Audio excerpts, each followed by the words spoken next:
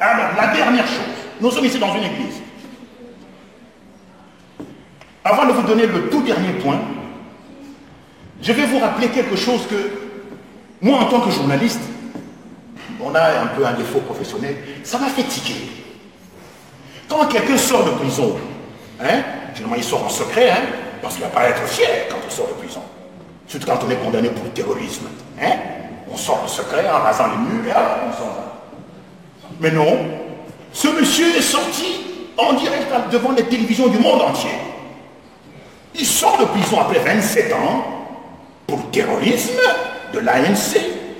Mais il sort en direct en février 1989 devant les télévisions du monde entier. En plus, c'est un noir. Moi, je me suis dit, mais c'est pas normal. Ça ne s'est jamais fait. Comment c'est un noir qui sort de prison pour le terrorisme, il sort de prison devant les télévisions du monde entier? J'étais là devant la télévision. Tu m'as fait, est-ce que je rêve? Ben oui. Mandela sort de prison en direct devant les télévisions du monde entier, un événement mondial. Après la sortie de prison, il va où? À la présidence de la République. De deux. Après ça quoi? Ben écoute, il est nommé prix Nobel de la paix, ici, de toi. Et de 4 le jour de sa mort, mais la terre entière était là-bas. Les journalistes sont venus 1 mois avant qu'il ne meure. En Afrique du Sud. Ils attendent. Pendant 1 mois, les journalistes du monde entier attendaient la mort de Mandela. Mais je me suis dit, il y a quelque chose. Ce n'est pas normal. Ce n'est pas normal. Vous avez vu comment on a tué Ben Laden? Vous avez vu comment on a tué tous les terroristes ici? Pourquoi un terroriste comme lui a bénéficié d'un traitement extraordinaire? Depuis que le monde est monde, ça ne s'est jamais fait. Alors j'ai reçu la réponse, j'ai cherché, je termine. Le temps est largement dépassé, merci. 30 secondes. Quelqu'un est allé rendre visite à Mandela dans sa prison de Robben Island. Quelqu'un, à minuit, il est entré comme ça, toute porte close.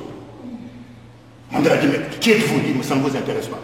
Qu'est-ce que vous venez faire? Il dit, vous allez écrire à Frédéric Leclerc. Moi, dit-il, mais je ne peux même pas écrire au directeur de la prison ici. Écrivez, je vais écrire quoi? Dites 1, vous renoncez à la violence. Et 2, vous pardonnez à tout le monde, tous ceux qui vous ont fait du tort, à vous et à vos frères noirs. Et alors si j'écris, est-ce que ça va changer? Il dit, mais oui, ça va changer. Mandela a écrit, il a remis la lettre au monsieur en question. Monsieur en question est parti jusqu'à Pretoria, il donne la lettre. Il rentre chez Frédéric Leclerc qui faisait chambre à part avec sa femme. À minuit, il appelle ses gardes-corps, mais il y a mon attaque. Il dit, non, non, non, je les ai endormis. Je les ai endormis. Il dit, qui êtes-vous? Il dit, mais ça ne vous intéresse pas. Vous venez faire quoi? Et voilà, j'ai une lettre pour vous venant de Mandela. Vous, oui, vous avez une lettre de Mandela, il dit quoi? Il regarde. Il dit, mais c'est pas vrai, il dit, mais si. Mais il dit, alors, il dit, écoutez, j'ai un parti national, il faut qu'on passe aux élections. Et si on vote, il faut encore voter l'apartheid. Le monsieur lui dit, non, non, non.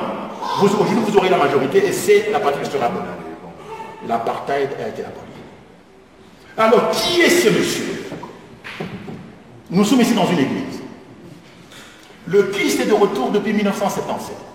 Et il était à Kisangani le 19 juillet 1997. Il a rencontré une communauté religieuse comme celle d'ici. Mais vous ne pouvez pas le reconnaître. Il a dit, je viendrai comme un voleur dans la nuit. Il se passe des événements tellement extraordinaires maintenant que nous n'arrivons pas à les décoder. Quand vous entendrez parler de guerre et de bruit de guerre, et des tremblements de terre, le tsunami et tout ça, dites que l'heure du Fils de l'homme est arrivée. Le Fils de l'homme est déjà là depuis 1997. Et pour les pasteurs, nous sommes dans une église, vous faites très attention, ne recommettez pas l'erreur des Sadducéens, qui n'ont pas reconnu quand il est venu il y a 2000 ans. Ils n'ont pas reconnu, hein. Les Sadducéens, les pharisiens, les publicains, ils l'ont combattu. Cette fois-ci, il est revenu et vous devez faire très attention. Regardez sur Internet. Hein? Je peux même vous donner son nom propre, parce que le Christ, puisque c'est de lui qu'il s'agit, le Christ est une fonction spirituelle, comme le président, le coordonnateur. Mais son vrai nom, son nom propre, c'est Maitreya.